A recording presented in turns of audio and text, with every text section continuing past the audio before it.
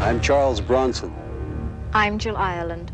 Whether natural in origin or triggered by man's own destructiveness, catastrophic events violently tear asunder the fabric of society. They suddenly reveal the basic fragility of life and bring out both the best and the worst in us. With no respect for people or place, they are our nightmares come true.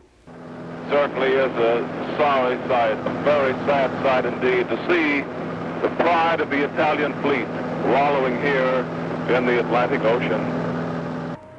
When the huge tidal surge of a major hurricane crashes ashore, pushing millions of tons of water, crushing and tearing timber and nails, brick and mortar, flesh and bone, there's no such thing as a hurricane-proof house.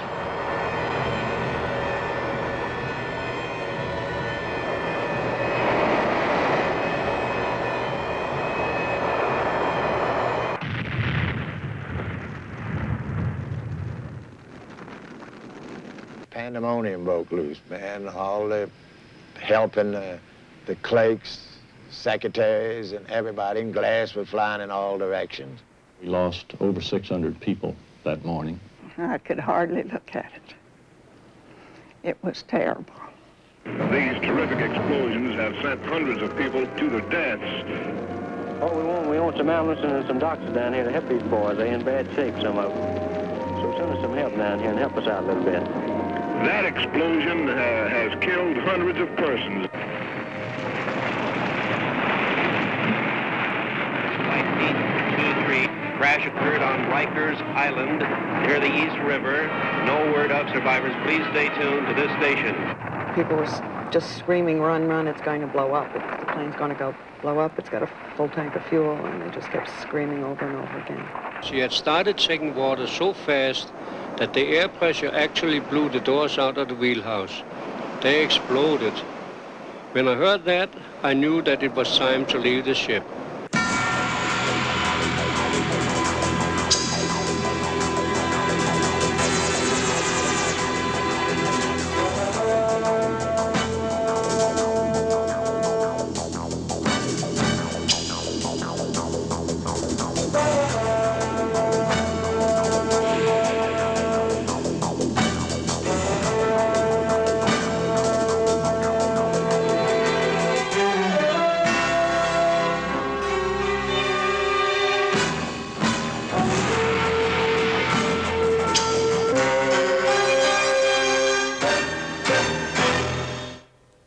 Centuries ago, the Indians of the Caribbean feared an evil god of the sky they called hurricane. Today, hurricanes still inspire awe and terror, for they're the most powerful storms on Earth. In their uncontrolled fury, they lash against anything that stands in their way. Their destruction of property is enormous, their toll on human lives even more devastating. August 1969, a weather satellite over the mid-Atlantic spots what will become the most deadly hurricane of them all. For more than a week, the storm churns across the Atlantic toward the Caribbean, its final destination unknown. As it gains momentum, weather stations mount a hurricane watch and name the storm Camille.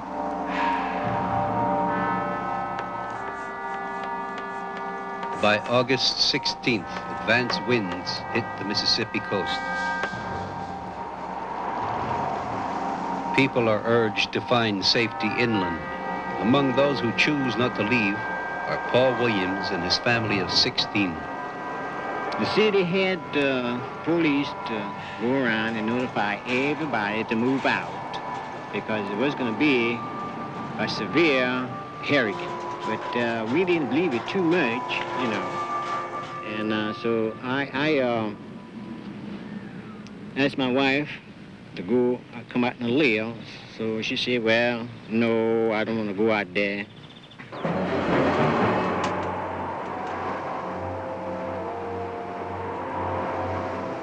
As the hurricane draws closer, more than 50,000 evacuees clog the roadways. They must get out before the highways are blocked or washed away. In charge of the evacuation of Gulfport is Wade Geis, head of civil defense.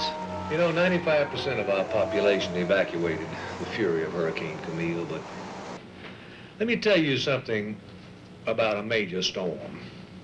And you can believe this with every fiber in your being.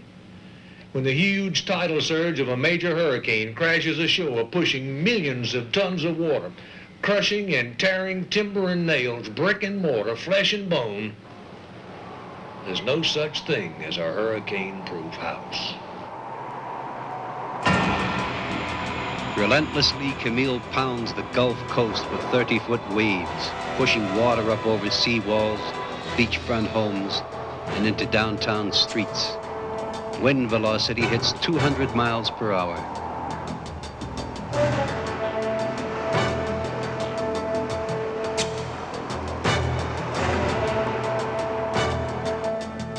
People huddle for safety in shelters situated on high ground. Floodwaters are engulfing those who remain in their homes. When my daughter says, Daddy, Daddy, what are we gonna do? I said, well, the only thing I can do is put y'all up higher. So we went up in the attic. I was looking down to the door up from the attic. The water was just coming up like an elevator. And I was the last one climbing up.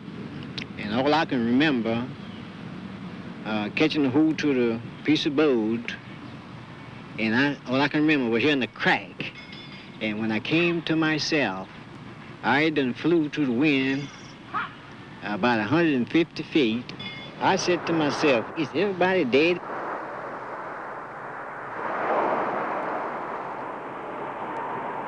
We saw we were trapped, and we were trying to make some way out of it, but it was pretty bad going.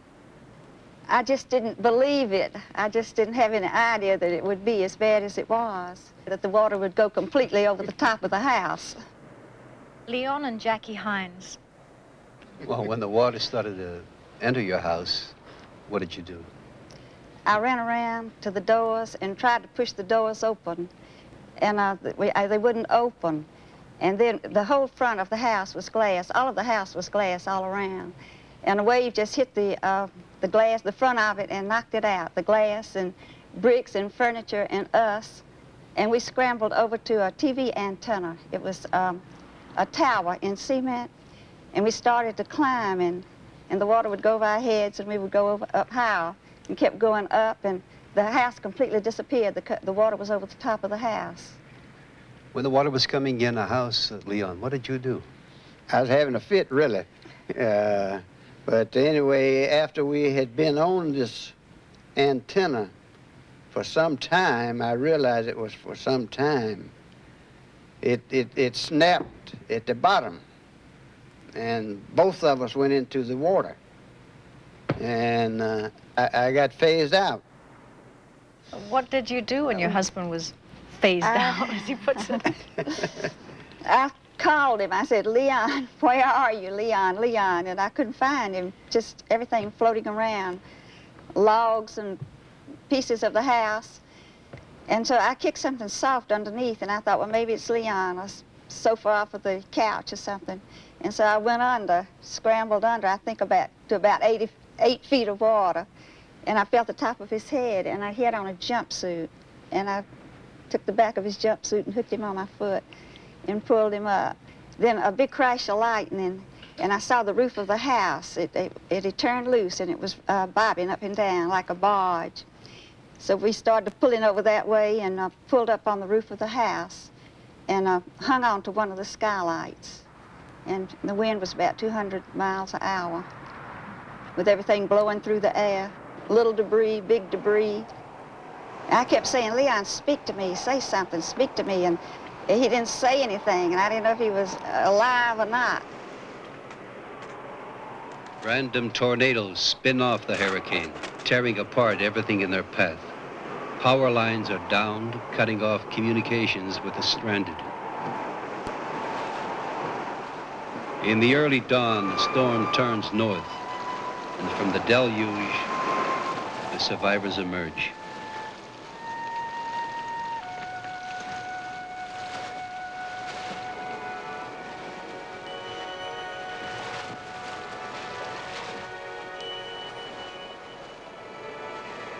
How were you finally rescued? Well, I'll tell you how we were saved. The Lord took us by the hand and led us through it. Now, that's true. That's true. We couldn't have made it any other way. No way. No way. No way. No way. No way.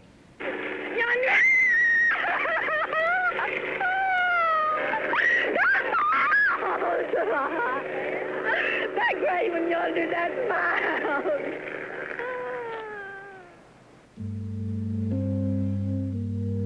Daylight reveals the awesome damage wrought by Hurricane Camille.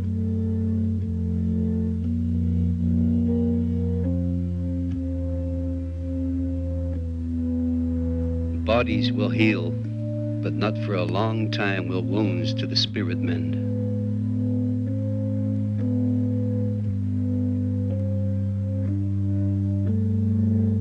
Camille has cut a swath of destruction from New Orleans to Mobile. In her wake, she has left 225 dead, 168 missing or injured. Camille has been the most catastrophic hurricane in recorded history.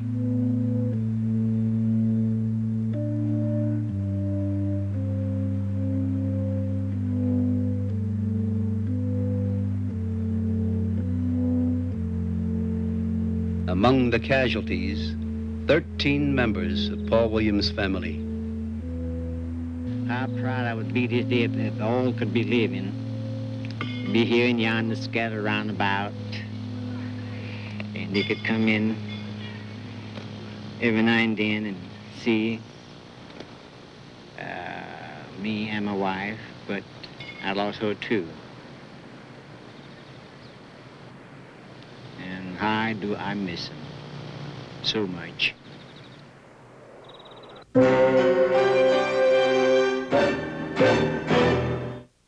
There is nothing so romantic as an ocean voyage in summer, long, lazy days in the sun, festive, carefree nights, the elegance and luxury aboard a floating hotel, a glamorous dream come true.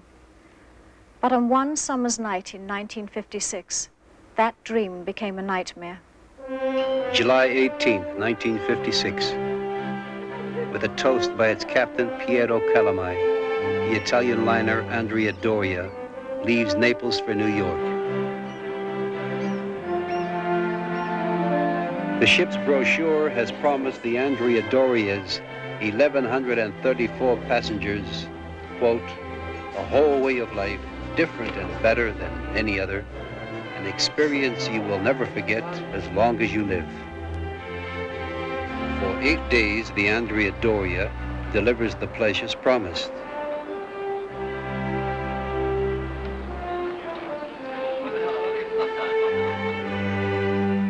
On July 25th, the ship is but 1 day from its destination. At 2:40 in the afternoon, the Andrea Doria is engulfed by heavy fog.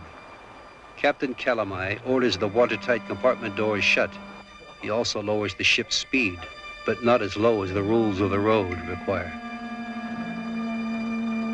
At 10:40 p.m., the Doria's radar picks up an object.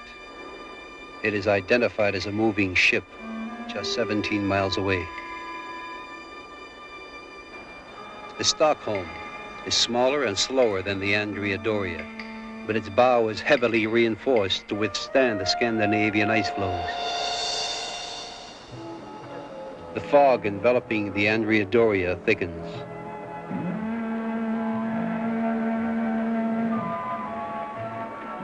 At 11:05 p.m., the Doria is ordered turned to the left. The approaching ship has been fixed at 3.5 miles away. Below the wheelhouse, passengers celebrate their last night at sea.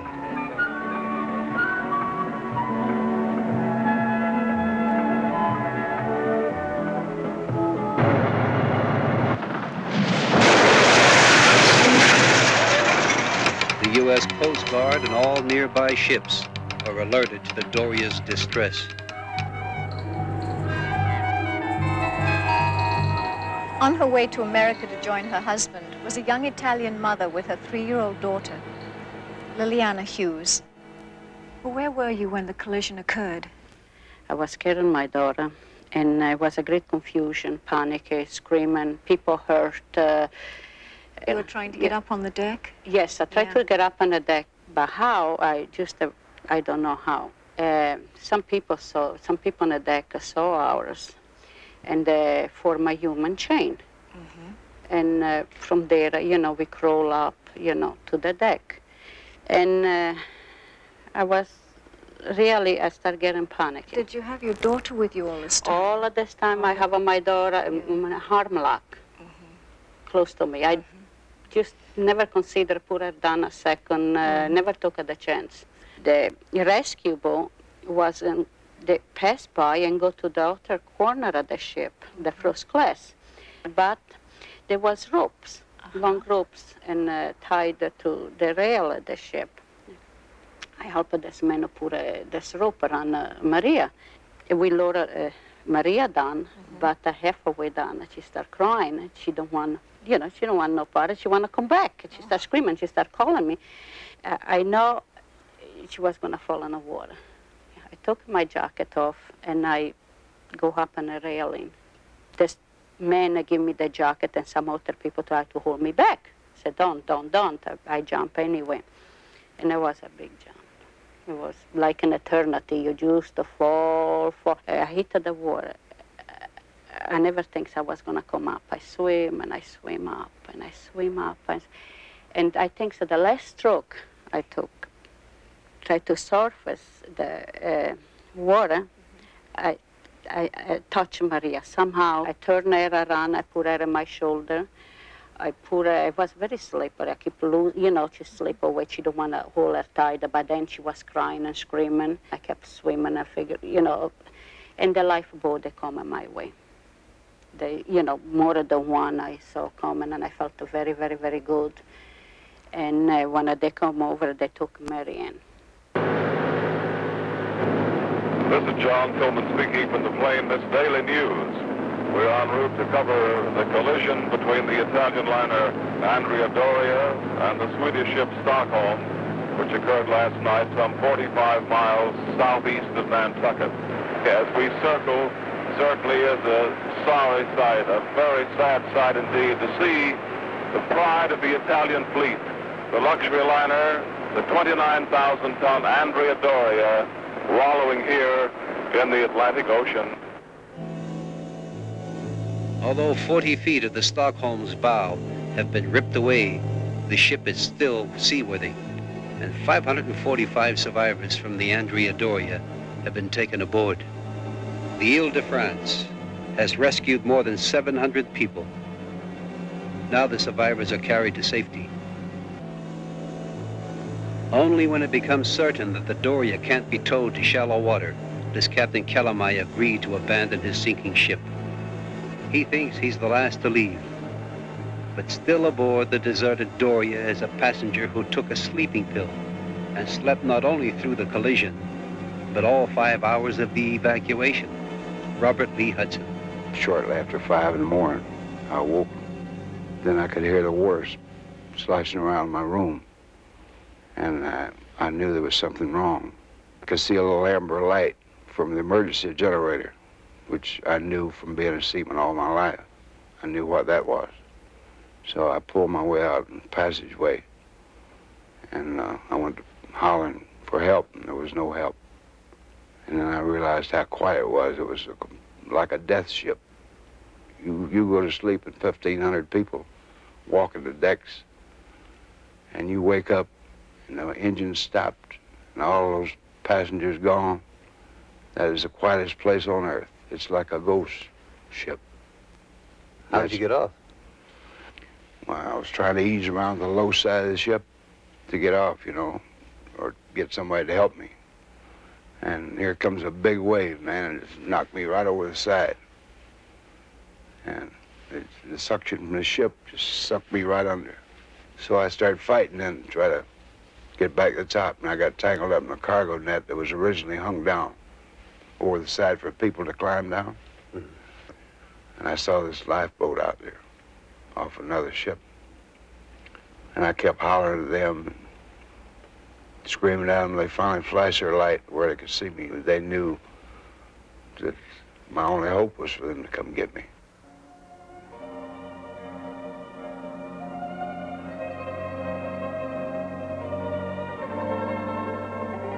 From the deck of the Stockholm, the crew of the Italian liner watched their ship go down. 11 hours after the accident, the Andrea Doria goes under.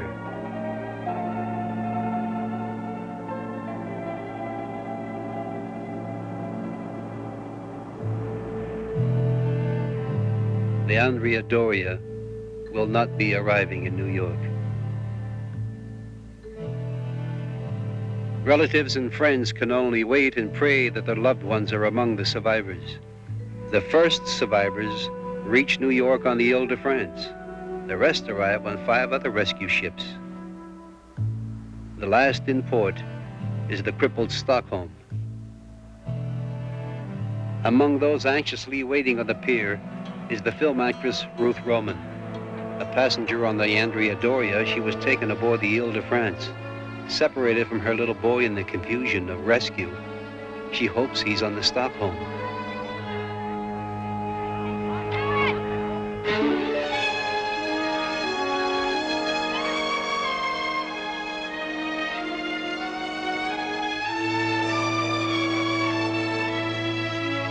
For most, the agony of waiting is over.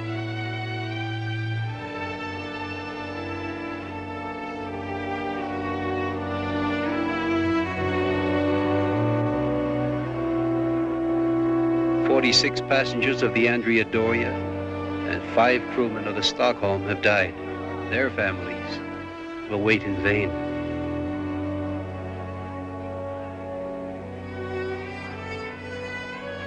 The cause of the tragedy will never be known. Investigations will be inconclusive, and the case will never go to court. The collision of the Andrea Doria and the Stockholm will be recorded in history as the most inexplicable of disasters. The rescue at sea, one of the greatest. Was he afraid that he boat? No. He wasn't scared. This little fella said that, don't worry, Pop, I can swim. I am British, but I come from Malta, the island of Malta, and I married Professor Pick on the 18th of April, and I had all my belongings. I was a happy bride, ready to set up my home with all my belongings. I had beautiful clothes, beautiful family jewelry, beautiful silver. I am destitute, I'm in this, and I've got nothing else, not even a handbag. I've lost all my documents, everything. I've got my husband, that's all. I hope America will welcome me and help me, that's all I can think, because physically and morally I'm wrecked. I see my baby in the water, I jump at the ship, I take it off hold, I jump on the ship, I go take my baby in the water 2 times. Take my baby in the water, I swim, all, I go on a boat. You were joining your husband in the United States. He must have been very worried about you and your daughter. He's supposed to come pick me up in New York, Pier 84, and some friend of his go wake him up, I don't know, 2, 3, 4 o'clock in the nighttime and tell him, said the ship is sinking. He don't believe. He was thinking, he was joking. I said, leave me alone. I said, I want to, go back to sleep or what. I have to pick up my wife and my child in the morning. But finally, he put the radio on, and he heard there was having some bulletin every 20 minutes, and he hear what happened. He don't have my name in a passenger, the survivor, only my daughter. He was thinking I was dead. And when we arrived in New York, he was in shock to see me and our daughter,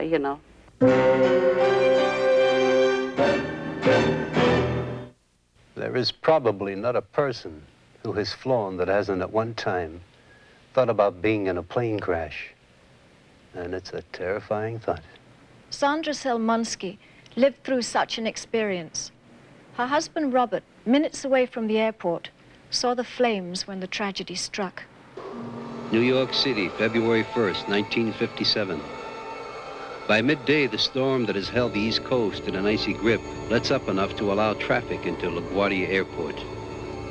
Robert Selmansky accompanies his pregnant wife and 2.5-year-old son to the terminal to see them off on a trip to Miami, Florida.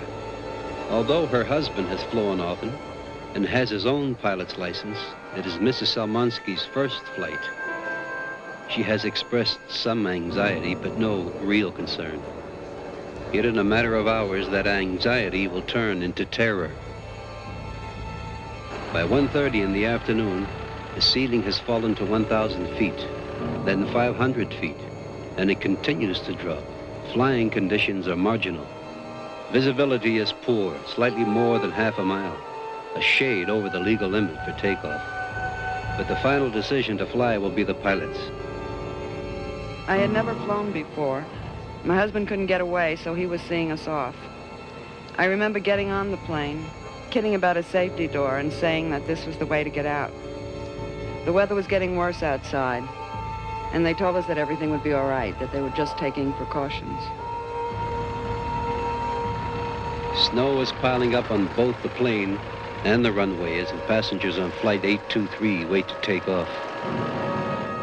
After 2 or 3 hours, I felt that the way they kept de-icing the plane, it didn't seem logical that the plane would get off the ground.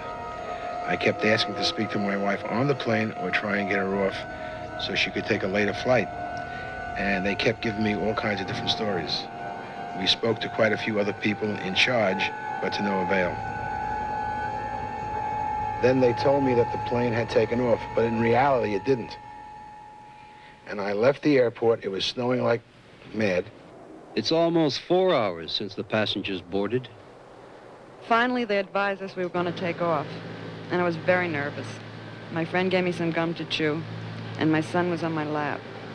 I remember looking out at the wing, and the next thing I remember is my friend saying, "My God, we're going to crash."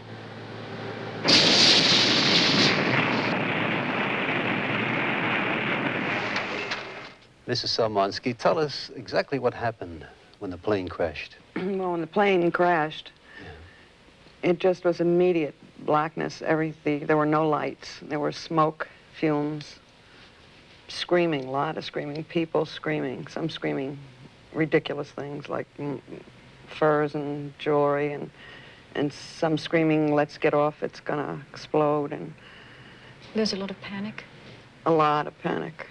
A lot of panic. And did people stay in their seats? I couldn't see. Some people stayed in their seats, but there were a lot of people up in the aisles. And I got up, and I saw a window broken, open. And I picked up my son, and I thought that he's going to live. And I threw him out into the snow, thinking that somebody would pick him up, somebody that got off, even though I wasn't going to get off, because I was at the back. Toward the back of the plane, somebody would pick him up and he would live. And so I threw him in the snow. And finally I was being pushed and pushed, and I saw that there was finally a door open toward the front of the cabin. And I was pushed off along with many others, and I got up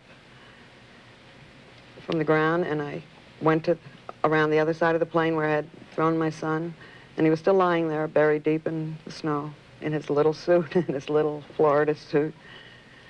And I picked him up and just started to run. I kept falling in the snow, and was wearing high-heeled shoes, and I took off my shoes, and then it was easier. Flight 823, crash occurred on Rikers Island near the East River. No word of survivors. Please stay tuned to this station. Rikers Island is the location of a New York City penitentiary. The warden releases prisoners to rescue victims of the crash. Fire trucks from New York City rush to the disaster site. I actually saw the crash, but I didn't know it. I heard it on the radio maybe 2-3 minutes after that. And then I turned around and came back to the airport where they were bringing in blood plasma. And I carried the plasma, or the boxes, onto the boat. We just kept loading the boat, and nobody knew that I was a survivor, that I was going to see my wife and my child if they were alive. Because at that point, I didn't know whether they were dead or alive. The flames have not yet reached the main fuel tanks, but the blinding storm hampers the firemen. Some passengers have escaped, but many others are still trapped inside. Flames must be extinguished before further explosions rip apart what remains of the aircraft.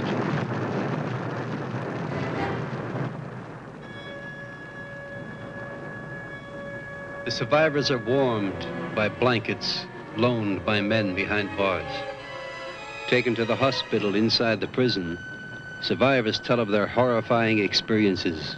Threw two people out. I think one might have been the hostess sitting in back of us. And then we got out, and I jumped out head first myself, and we started to walk, and we must have walked about a quarter of a mile. And there was somebody behind us just yelling, "Get away from the plane before it blows." Were you on your way to Miami for vacation? We went down there for a burn. For some burn. I got to the entrance of the prison, and I saw some prisoner there, and I told him that my wife could possibly be up there, and he took me up a spiral staircase. And when I got to the back there, I saw her sitting on a bench with my son. I knew that if anybody could get over, that my husband would. In fact, I told their priest not even to call, that he would be trying to get over. And I really had sincere confidence that he would get over. And sure enough, he did. The Salmonskys are among the fortunate. Amazingly, most of the passengers have survived. The prisoners who were released to help are responsible for the low death toll. 20 have died. An investigation will reveal that pallid air was the probable cause of the crash.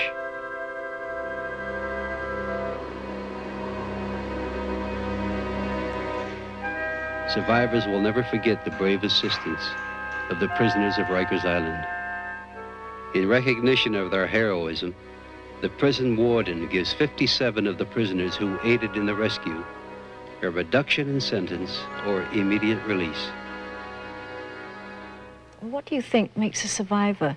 Do you think it's some inner faith or inner force?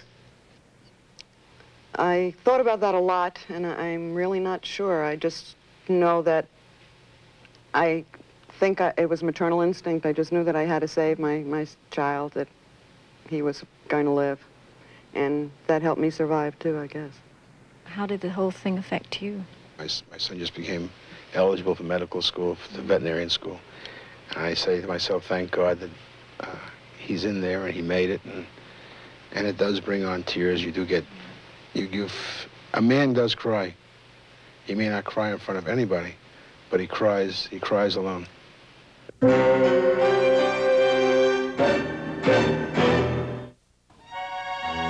Galveston Bay, Texas City, Texas. Oil refineries and chemical plants dominated by the Monsanto Chemical Company sprawl along the Gulf Port's waterfront. In 1947, this was the site of one of the greatest man-made disasters in American history. On the scene was Darlene Knappenberger. With her 8mm camera, she provides the only existing film record of the very first moments of the Texas City disaster. I usually sent films off to be developed, and the postman knew me, and so he come by and told me that there was a beautiful smoke over the harbor to go down and film it if I would like to, and I did, to my sorrow.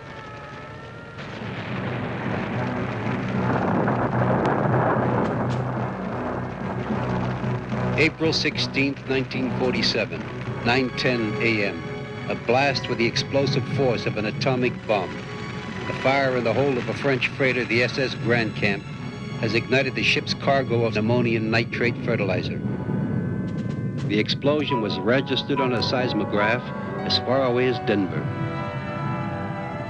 The ship's anchor is found almost 2 miles away. 2 light airplanes have been blown out of the sky. Almost every house within a 1-mile radius has been destroyed. 2 miles away, people have been killed in their cars. 150 miles of the Gulf Coast have felt the impact. Later investigation will reveal that the worst harbor disaster in history might have been started by a sailor's discarded cigarette. I looked toward Texas City and I saw these cones going up, just like the Hiroshima atomic attack. Pandemonium broke loose, man. All the helping the clerks, secretaries, and everybody, and glass were flying in all directions. We lost over 600 people that morning. I couldn't find the children, and that is worse when you can't find your children. At the refineries, from tank to tank, in a chain reaction, fires continue to erupt.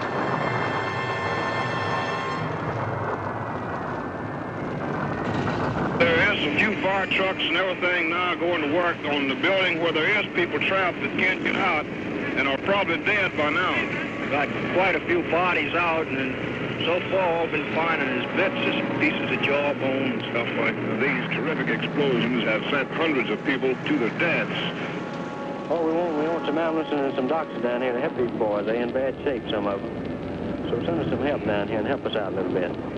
That explosion has killed hundreds of persons. Some estimates are as many as 1,000. So it's really worse than any invasion that could ever happen to any land. The new wonder drug, penicillin, is in such demand, the nation's entire supply is threatened. Planes with the drug and other medical supplies arrive from across the nation. It has become a major disaster. The Army had units here. The 48th Marine Battalion from Houston, Texas, is ready to stand by to safeguard property and to prevent any looting, of which, by the way, there has been no sign. There is no evidence of any looting. The entire community is suffering shock. Additional fire teams from Houston, San Antonio, and Dallas are fighting the ever-developing blaze. Darlene Knappenberger was the only person to film the actual explosion in Texas City. Well, you were across the harbor, about a half a mile away from the Grand Camp. Did you feel the explosion at all? It was like an elephant had hit me, and it was that strong. The concussion hit me.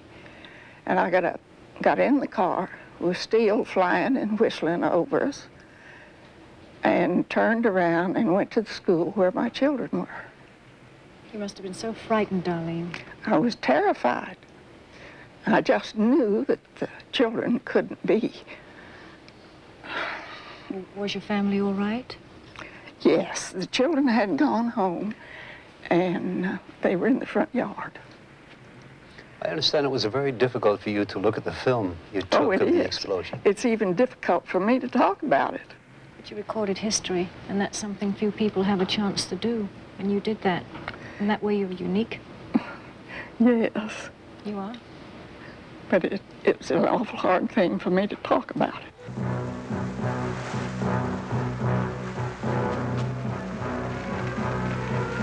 Texas City, Texas. It's after midnight, the start of the second day. According to the mayor, he believes that a Coast Guard investigation ordered in New Orleans headquarters is already underway. He believes that federal authorities will make a complete investigation of the circumstances of the original explosion which set off the disaster. Here comes another explosion. The sky. You have just heard it. We are bending down. The sky is like broad daylight. No one knows what it is from where we are. We have all hit the ground. We are all lying on the ground. It may have been another barge that went up. The sky is still red. We are all hitting the dirt. I hope you can hear me. This is Ben Kaplan, your KTHD News Director, with the entire KTHD News staff lying down. Folks are running in the street. Some metal landed within 10 feet of us. Here comes the man now. Have you come from the dock? All I know is the ship that was being pulled away that they told us down there that was loaded with flour and it was not in any danger of it exploding. If it contains flour and lumber, well, I'll tell you one thing, flour and lumber certainly blows, and I'm not trying to be comic at a time like this either.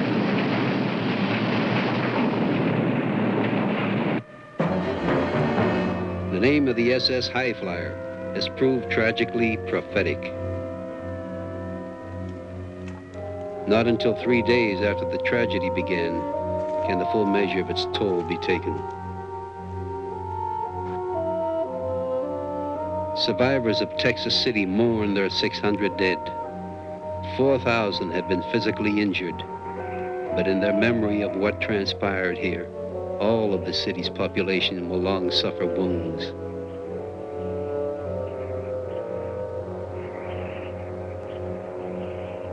Today, Texas City maintains a memorial cemetery for the victims of the great catastrophe of 1947.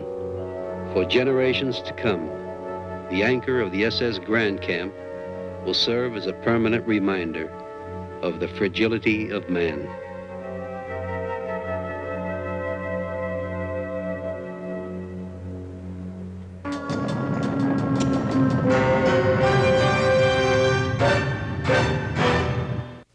Christmas Eve, 1951. A violent hurricane strikes the North Atlantic. The Flying Enterprise, an American freighter commanded by Captain Kurt Carlson, is off the coast of Ireland en route to the United States when the storm hits. The ship carrying 51 people is lashed by 40-foot waves.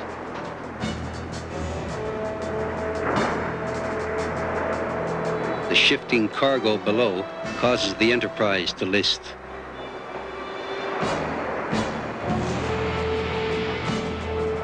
It's the worst hurricane in 75 years. It takes its toll on many other ships in the area. 60 lives will be lost.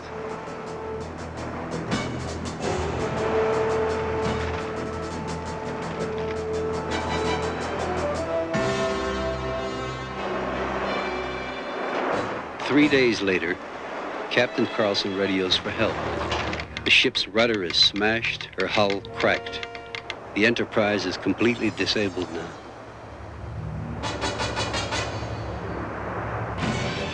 General A.W. Greeley, a U.S. Navy transport, is the first to respond. Other ships will follow.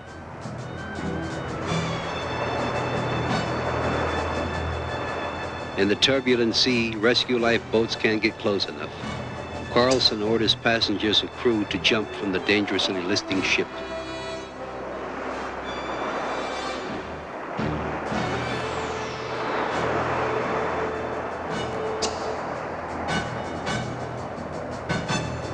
The radio officer of the Greeley asked me, "When are you and the captain leaving?" I told him, "I'm the captain, I'm staying here." I did not want to leave her for somebody else to come and tow her into port. I had brought her out, and it was my duty to bring her back. Why, Captain Carlson? You mean why I stayed? Why did you leave? I could find 1,000 reasons to stay, but none to leave. Did any crew members volunteer to stay with you? Yes, they did, but I rather saw they leave, and when I saw the last man off, I was relieved because there was a lot of responsibility. What happened to the ones that jumped?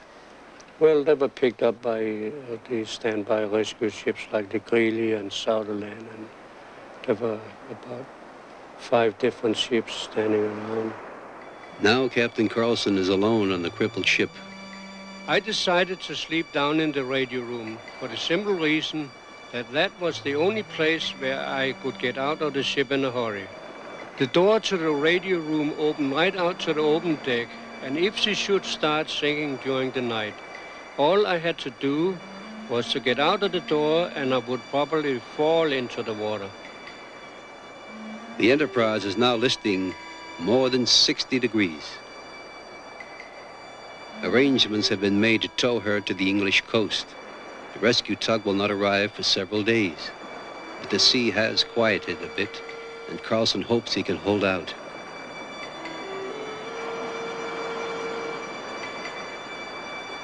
It was necessary to get some food regardless of the risk, and the American destroyers came alongside.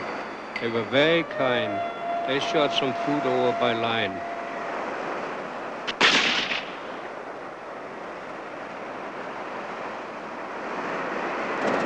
On January 4th, the British rescue tug Turmoil reaches the Enterprise. After 7 unsuccessful attempts to attach a tow line, it appears hopeless. It's too difficult for Carlson, alone on the ship, to attach the cable by himself. After the first futile attempts, the Turmoil was actually bumped against the stern of the Enterprise by the high seas. And Mr. Dancy, the chief mate on the Turmoil, was standing in the bow. And when he was almost at eye level with me, the two ships touched, and he jumped on in pulse. And I think he was just as surprised as I was, because he stuck his hand out and said, "Captain Carlson, I presume." I said, "Welcome aboard. Please come and make yourself comfortable." And he looked around and said, "Did you say comfortable, sir?" I didn't know that the poor chap suffered from claustrophobia. But I was happy that I had a hand more to handle the wire, and we eventually did get the wire secured and got on the way. By January 7th, they are 2/3 of the way to safety. The world is watching. Spectators and newsmen come by boat and airplane to shepherd the crippled freighter to Falmouth Harbor. Next day, Carlson's luck and the weather change. Yet another storm lashes the Enterprise with 60-mile-an-hour winds. 53 miles from port, the tugboat turmoil radios that the tow line has snapped. As the storm rages, there is little chance of attaching another tow line. Listing 80 degrees, once again the Enterprise is adrift and doomed. She had started taking water so fast that the air pressure actually blew the doors out of the wheelhouse. They exploded. When I heard that, I knew that it was time to leave the ship. We were in the water approximately 9 minutes before we reached the turmoil. We got aboard the turmoil and up into the cabin and got some dry clothes, and I heard the whistle when she was going down. 2 weeks after it began, the heroic saga of the flying Enterprise ends.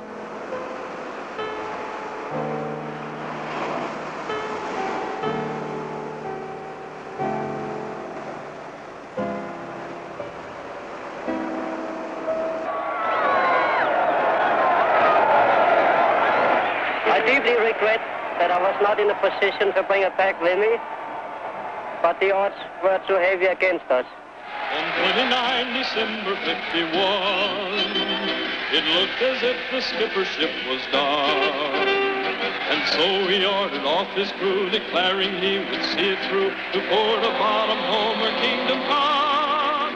All hail to the skipper with faith beyond the skies. All hail to the skipper of the flying Enterprise. All hail to the skipper with faith beyond the skies. All hail to the skipper of the flying Enterprise.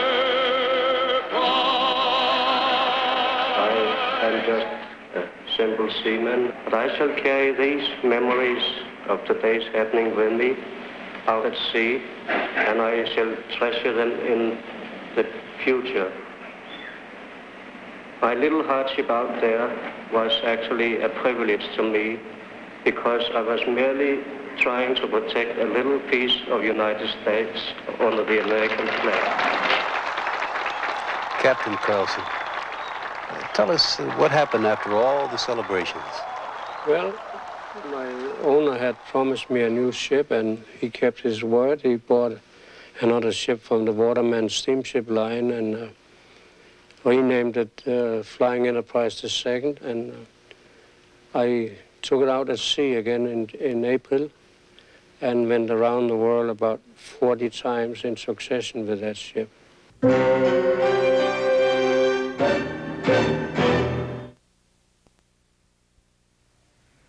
Scenes of catastrophe are hard to watch and even harder to think about. But whether we are personally caught in them or not, disasters touch all of us. We who are merely observers cannot just feel lucky and move on. Those who have lived through the disaster must know that the rest of us are paying attention. The tragedy belongs to all of us. There but for chance goes each of us.